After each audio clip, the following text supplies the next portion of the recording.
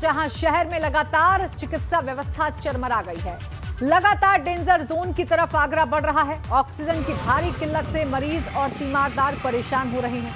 धीरे धीरे एम्बुलेंस के पहिए भी थम गए हैं, जिसकी तस्वीरें आपके टेलीविजन स्क्रीन पर हैं। ये तस्वीरें बताने के लिए काफी हैं कि इस वक्त खुद स्वास्थ्य विभाग जो है आगरा का, जो स्वास्थ्य व्यवस्थाएं हैं आगरा की, वो स्ट्रेचर पर हैं, क्योंकि एक महिला है, एक मरीज है, जिसे ई रिक्शा में लेटाकर उसके परिजन ले जा रहे हैं। ये मजबूरी है उन परिजनों की जिन्हें एम्बुलेंस नहीं मिल पा रही। मजबूरी है उनकी, क्योंकि उन्हें अपने की जान बचानी है, उन्हें अपने मरीज की जान बचानी है, इसलिए जो उनसे बन पड़ रहा है वो कर रहे हैं। अब स्वास्थ्य महकमा वहां पर क्या कुछ कर रहा है, स्वास्थ्य सुविधाएं आगरा में कैसी हैं, आप इन तस्वीरों को देखिए और खुद अंदाजा लगाइए। ये हालात तब हैं जब देश एक महामारी से जूझ रहा है। आगरा में लगातार संक्रमण बढ़ रहा है। लगातार शासन की तरफ से दावे किए जा रहे हैं कि सब कुछ ठीक है, स्वास्थ्य महकमा ठीक है, स्वास्थ्य सुविधाएं जो हैं वो लोगों को मिल पा रही हैं। लेकिन ये तस्वीरें उन तमाम दावों पर एक तमाचा है। ये तस्वीरें बड़े सवाल खड़े कर रही हैं। ये तस्वीर बताने के लिए काफी हैं कि आगरा में सब कुछ ठीक नहीं है। आगरा की जो स्वास्थ्य सुविधाएं हैं वो खुद स्ट्रेचर पर आ चुकी हैं, क्योंकि यहाँ एक मरीज को उसके परिजन ई रिक्शा में डालकर ले जा रहे हैं। बेबसी देखिए चेहरों पर, ये बेबसी बता रही है और ये बेबसी चीख चीख कर प्रशासन से, शासन से सवाल पूछ रही है कि साहब हमारा क्या कसूर है। यहाँ एक मरीज की तबीयत खराब होने पर उसे एम्बुलेंस क्यों नहीं मिल पाती है, क्यों ई रिक्शा में डालकर उसे अस्पताल पहुंचाने की जद्दोजहद भरी तस्वीरें सामने आ रही हैं, वो भी ऐसे वक्त में जब पता है कि देश एक महामारी से जूझ रहा है और कोरोना संक्रमण के दौर में स्वास्थ्य व्यवस्थाओं का दुरुस्त होना कितना जरूरी है, ये हर कोई जानता है। एक्सक्लूसिव तस्वीरें आपको दिखा रहे हैं। देखिए, आगरा में एक तरफ ऑक्सीजन की किल्लत है, अस्पतालों में नोटिस चस्पा कर दिए जा रहे हैं कि अब ऑक्सीजन नहीं रह गई है, अपने मरीजों को यहां से लेकर जाइए। तो दूसरी तरफ अब एम्बुलेंस के पहिए भी थकते हुए नजर आ रहे हैं। अब एम्बुलेंस की कमी भी लोगों को सता रही है और सीधा खामियाजा अगर कोई भुगत रहा है तो वो आम जनता है, जो सबसे ज्यादा परेशान हो रही है।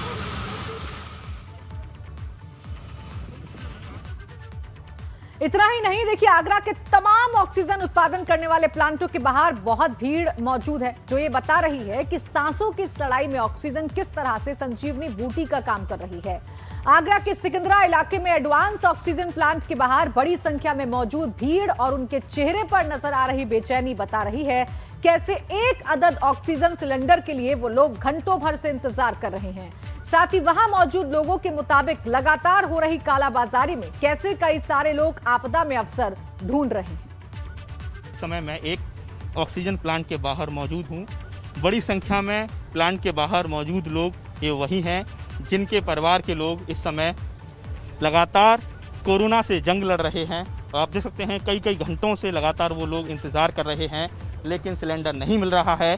कालाबाजारी इस समय लगातार चरम पर बनी हुई है। मुख्यमंत्री योगी आदित्यनाथ कह रहे हैं कि पूरे प्रदेश में कहीं भी ऑक्सीजन की कमी नहीं है, लेकिन ज़मीनी धरातल पर पूरी तरह से स्थिति अलग नज़र आ रही है। हॉस्पिटल में ये कंडीशन है कि हाथ खड़े कर दिए उन लोगों ने कि आपके यहाँ ऑक्सीजन हमारे पास नहीं है, अपने पेशेंट को आप ले जाइए जहाँ ले जाए। मिल रहा है तो सिलेंडर कई गुना कीमत। हाँ की बात से समझा जा सकता है कि पूरा सिस्टम ही इस समय वेंटिलेटर पर है। हेल्थ इमरजेंसी जैसे हालात हैं आगरा में। और आप बताइए, आपका कौन पेशेंट है? फादर है। ऑक्सीजन मिल पा रही है? कोशिश हो रही है साहब, ठीक है। घंटे से वेट कर रहे हैं, कितना टाइम लग रहा है, क्या बोल रहे हैं? रात के 2 बजे से ही कर रहे हैं हम। रात के 2 बजे से? सर 2 पेशेंट है, मेरे को 2 सिलेंडर लेने हैं। सुबह का आया हुआ हूँ, अभी तक तो सिलेंडर मिला नहीं है, बट ये नंबर लग रहा है तो थोड़ा गवर्नमेंट को इसके रिगार्डिंग कुछ सोचना चाहिए। इस जगह ये देखने को मिल रहा है कि तमाम हॉस्पिटलों से ये खबरें आ रही हैं कि 1 घंटे का बैकअप बचा है, 2 घंटे का बैकअप बचा है। तो इस समय समझा जा सकता है कि इस समय सांसों के इस आपातकाल में स्थिति कितनी ज़्यादा भयावह हो चुकी है।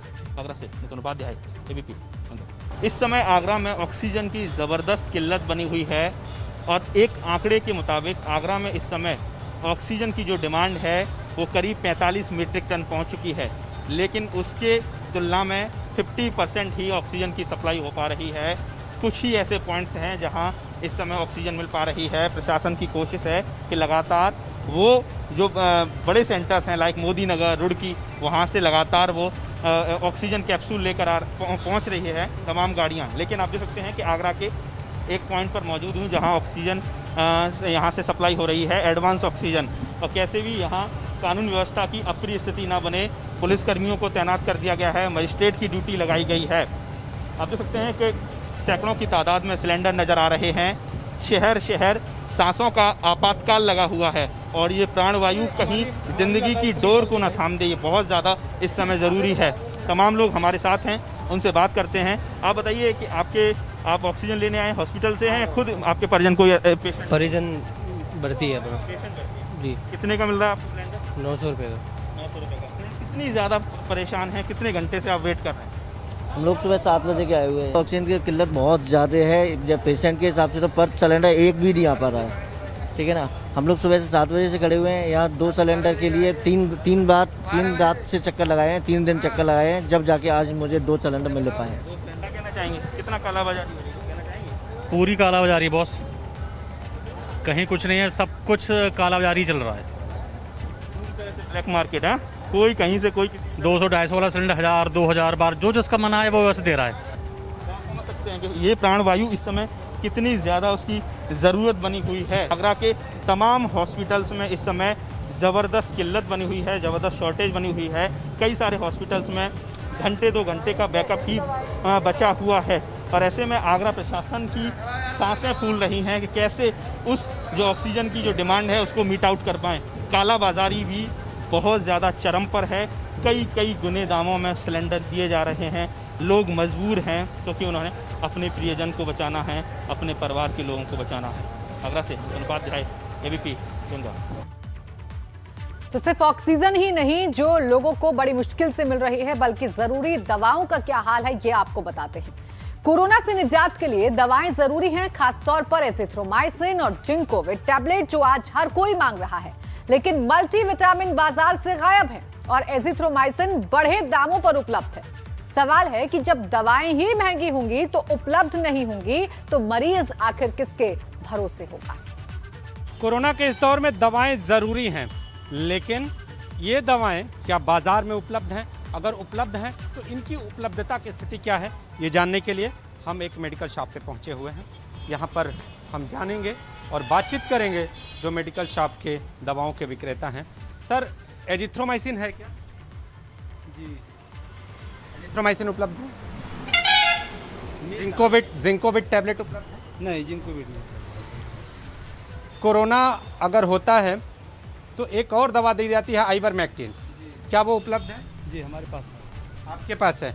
कैसे, किसकी क्या स्थिति है? मार्केट में उपलब्ध तो कई जगहों पे है या क्या स्थिति? अब सबकी बात नहीं, हमारे पास है। आइवरमेक्टिन उपलब्ध है, एजिथ्रोमाइसिन भी उपलब्ध है। हाँ, एजिथ्रोमाइसिन था, अभी ख़त्म हो गया है, माल मंगा नहीं पा रहे हैं, ये हमारी कमी है।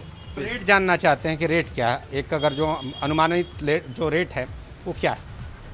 किसका? एजिथ्रोमाइसिन का? जी, एजिथ्रोमाइसिन का 118 रुपया MRP है, हम लोग 100 रुपया में देते हैं। पहले क्या था ये? पहले दाम कम था। पहले कम था, रेट बढ़ गए। जिंकोविट नहीं मिल पा रहा है हमें। जिंकोविट मिल ही नहीं रहा। कहा आपने जो ज़रूरी दवाएं हैं उसकी शॉर्टेज है और इसके साथ जो उपलब्ध हैं वो बढ़े हुए दामों में मिल रही हैं। बड़ा सवाल है कि जब दवाइयाँ उपलब्ध नहीं होंगी और जो उपलब्ध होंगी वो बढ़े दामों में होंगी तो आखिर जो मरीज़ है उस पर क्या बीतेगी। नीतीश कुमार पांडे, एबीपी गंगा, वाराणसी। राजधानी लखनऊ में कोरोना मरीजों की मुसीबतें कम होने का नाम नहीं ले रही हैं। अस्पताल में दाखिला, इलाज, ऑक्सीजन से लेकर रेमडेसिविर इंजेक्शन और दवाओं के संकट के अलावा अब मरीजों को ऑक्सीमीटर, स्टीम मशीनें, पीपी किट तक नहीं मिल रही हैं। मरीजों के लिए बेहद जरूरी ये सारे उपकरण और सामान बाजार से गायब हो गए हैं। जहां हैं भी उनकी कीमत इतनी ज्यादा है कि लोग हाथ खींच रहे हैं। राजधानी के मेडिकल शॉप्स में 90% दुकानों में ऑक्सीमीटर उपलब्ध नहीं है। दुकानदारों का कहना है कि डिमांड इतनी ज्यादा है कि सप्लाई कर नहीं पा रहे हैं। जो स्टॉक मिलता है वो 2-3 दिन में खत्म हो रहा है। नया स्टॉक आने में वक्त लग रहा है। जो ऑक्सीमीटर 1000 से 1200 रुपए में मिलते थे, अब उनके 2 से 3000 रुपए तक वसूले जा रहे हैं। ऑनलाइन डिमांड इतनी बढ़ गई है कि ऑर्डर भेजने में 10 से 15 दिन लग जा रहे हैं।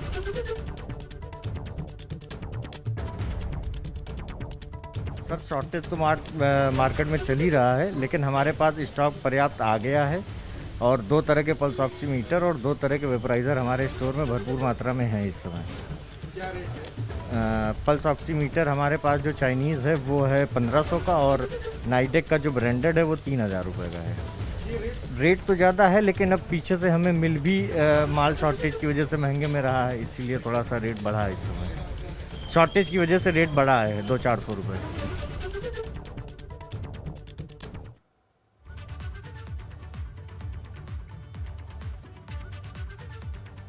इधर वाराणसी में भी ऑक्सीमीटर का कमोवेश कुछ यही हाल है। कोरोना काल में ऑक्सीमीटर सबसे बड़ी जरूरत है, लेकिन वाराणसी के बाजार में ऑक्सीमीटर की कमी है। जो उपलब्ध है उसकी कीमत 2000 तक है। एबीपी गंगा ने इसका सच जाना। लहुरा बीर के मेडिकल शॉप पर ऑक्सीमीटर नदारद मिला, जहां मिला वहां 1000 का मिला। इसके साथ ही परेशान हाल तीमारदार अपना हाल बयां कर रहे हैं। आपको बता दें कि वाराणसी में इन दिनों दवाओं की किल्लत है, दोगुने दाम में दवाएं मिल रही हैं। जनता परेशान हाल है और उसका हाल लेने वाला कोई नहीं है। उम्मीद है कि आगे प्रशासन जरूर जागेगा। ऑक्सीजन नापने के लिए ऑक्सीमीटर जरूरी है, लेकिन ऑक्सीमीटर किस रेट में बिक रहे हैं और ऑक्सीमीटर का क्या हाल है, क्या उपलब्धता है, इन सारी चीज़ों को जानने के लिए हम इस वक्त एक मेडिकल शॉप पे पहुंचे हुए हैं, जहां पर जो मेडिकल शॉप के जो विक्रेता हैं वो भी मौजूद हैं। सर नाम जानेंगे आप? आकाश कुमार सिंह। ऑक्सीमीटर है क्या आपके? नहीं सर। क्यों है ही नहीं? है ही नहीं, क्योंकि अब जो रेट में हम लोग लेते थे उस रेट से माल महंगा मिल रहा है, तो हम उसको लेके फिर क्या करेंगे सर? क्या रेट था पहले और क्या रेट? 350 रुपये का रेट था, आज वो रेट चला गया है सर 1200-1500। तो मैं कस्टमर के साथ गलत क्यों करूँ? मैं गलत उसको लेना ही मना कर दिया, लेकिन पेशेंट तो मांग रहे हैं। पेशेंट मांग रहे हैं, लेकिन जब जो चीज़ उधर से जेन्युइन सामान नहीं मिल रहा है, जेन्युइन माल नहीं मिल रहा है हम लोग को, चाइनीज़ माल बेचने से क्या फ़ायदा है? कुछ लोगों से बातचीत करेंगे। आप देखिए बगल में भी यहाँ मेडिकल शॉप है और यहाँ पर भी कुछ जो विक्रेता हैं वो हैं। सर ऑक्सीमीटर की क्या स्थिति है बाज़ार में? बहुत महंगा आ रहा है। ऑक्सीमीटर नहीं है सर। ऑक्सीमीटर नहीं है। किस रेट में आ रहा है और किस कंपनी? अरे 1100-1200 का आ रहा है। पहले हम लोग 800 का बेचते थे माइक्रोटेक का, इसमें 1100 का आ रहा है। आपको बता दें कि वाराणसी में इन 2 दुकानों पर ऑक्सीमीटर उपलब्ध नहीं है और जो इसके दुकानदार हैं उनका ये कहना है कि ऑक्सीमीटर पहले से महंगे आ रहे हैं और वो महंगा बेचना इनके लिए शायद ठीक नहीं है। महंगे ऑक्सीमीटर तो हैं ही, लोग इन ऑक्सीमीटर को खरीदने से भी कहीं ना कहीं बचते नज़र आ रहे हैं। हम जो ऑक्सीमीटर है वो 1500 से 2000 के बीच में वाराणसी के बाज़ारों में उपलब्ध है और सिर्फ ऑक्सीमीटर ही नहीं बल्कि दवाएं भी महंगी बेची जा रही हैं। नीतीश कुमार पांडे, एबीपी गंगा, वाराणसी। और अब खबर मथुरा से, जहां जिला जेल में कोरोना बम फूटा है। 75 कैदी कोरोना संक्रमित मिले हैं। जिला जेल में संक्रमित कैदियों का आंकड़ा 158 हो गया है। तो मथुरा जेल में भी कोरोना बम जो है वो फूटता हुआ नजर आ रहा है। मथुरा की जिला जेल, जहां पर 75 कैदी कोरोना संक्रमित मिले हैं। इस संख्या से आप अंदाजा लगाइए कि कितने और लोगों में अभी संक्रमण फैलने की आशंका है। जेल में अब कुल संक्रमित कैदियों का आंकड़ा 158 पहुंच गया है। तो अब जेल में भी जो संक्रमण है कोरोना का वो तेजी से फैल रहा है। 75 कैदी कोरोना संक्रमण से ग्रसित मिले हैं और अब जो टोटल संख्या जेल के अंदर हो गई है कोरोना पॉजिटिव मरीजों की वो 158 हो गई है। यानी संक्रमण जो है वो तेज रफ्तार से बढ़ रहा है। जरूरी है ऐसे में सावधानी बरतना, क्योंकि एक तरफ जहां सरकार कोशिशें कर रही है तो वहीं दूसरी तरफ आम लोगों को भी एक साथ मिलकर कोशिश करनी होगी, तभी हम कोरोना से पार पा सकते हैं, इस हालात से पार पा सकते हैं।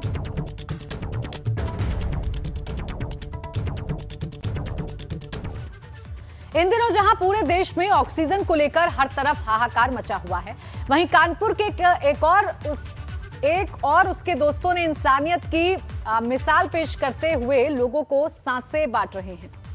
कानपुर के बाबूपुरवा इलाके के रहने वाले मुस्लिम युवक सदाकत ने अपनों को बिना ऑक्सीजन मरता देखा तो उसी दिन से सदाकत ने लोगों को ऑक्सीजन मुहैया कराने की ठानी।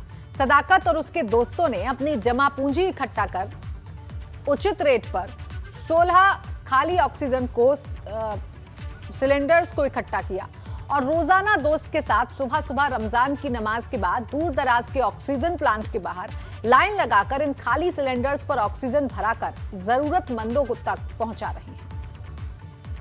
दरअसल ये हमारी संस्था है इंसानियत अभी जिंदा है के नाम से। ये करीबन 4 सालों से वर्क कर रही है, लेकिन अभी जब से ये सेकेंड वेव आई है कोरोना की, तो हमारे कई लोग हमारे जानने में ऐसे हैं जिनकी ऑक्सीजन की कमी की वजह से जिनकी डेथ हो गई। तो उस दिन से हमारे दिल में एक और मानवता का, इंसानियत का, क्योंकि एक इंसान की मदद करना पूरी इंसानियत की मदद करना होती है। और अब खबर रायबरेली से, जहां सैनिटाइजर से भरी डीसीएम को ट्रक ने टक्कर मार दी। टक्कर से गाड़ी में लदा सैनिटाइजर रोड पर पानी की तरह बह गया। घटना मिल एरिया थाना क्षेत्र के रतापुर चौराहे की है। ये तस्वीरें देखिए, हम आपको दिखा रहे हैं। दरअसल ये जो डीसीएम था ये सैनिटाइजर से भरा हुआ था, इससे सैनिटाइजर को ले जाया जा रहा था। इसी बीच ट्रक ने इस डीसीएम को टक्कर मारी और सड़क पर ही, ये देखिए तस्वीरें आपके सामने है, सड़क पर ही सैनिटाइजर पानी की तरह बह गया।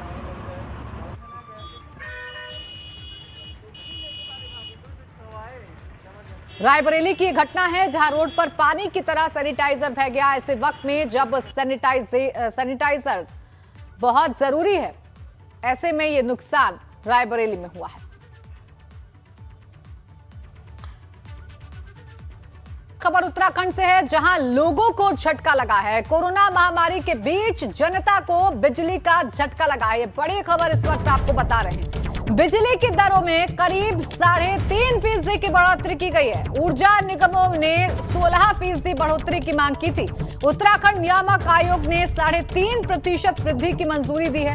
1 अप्रैल से ही बिजली का बढ़ा हुआ टैरिफ लागू हो जाएगा। रवि केंतुरा मेरे सहयोगी जुड़ गए ज्यादा जानकारी के साथ। रवि, एक तरफ कोरोना की मार उत्तराखंड झेल रहा है, दूसरी तरफ बिजली के बढ़े हुए दर और लोगों को सताएंगे। निश्चित तौर पर प्राची देखिए, क्योंकि बिजली की दरों से हर एक वर्ग जो है प्रभावित होता है और ऐसे में जो 3.5% जो दरें बढ़ी है, इससे सीधे सीधे प्रभाव पड़ेगा। और इस वक्त जो है कोविड का लगातार जो बेकाबू यहाँ पर होता चला जा रहा है और तमाम संस्थान प्रतिष्ठानों को बंद किया गया है। कुछ लोगों का रोजगार छिन गया है और कुछ लोगों की रोजी रोटी, जो कि प्रतिदिन कमाने वाले लोग हैं, उनके सामने बड़ा संकट रहेगा। और इस दौरान जो है कहीं ना कहीं ये भी एक आशंका जताई जा रही थी कि चुनावी वर्ष के चलते हो सकता है कि सरकार इस वक्त राहत दे, लेकिन ऐसा नहीं हुआ।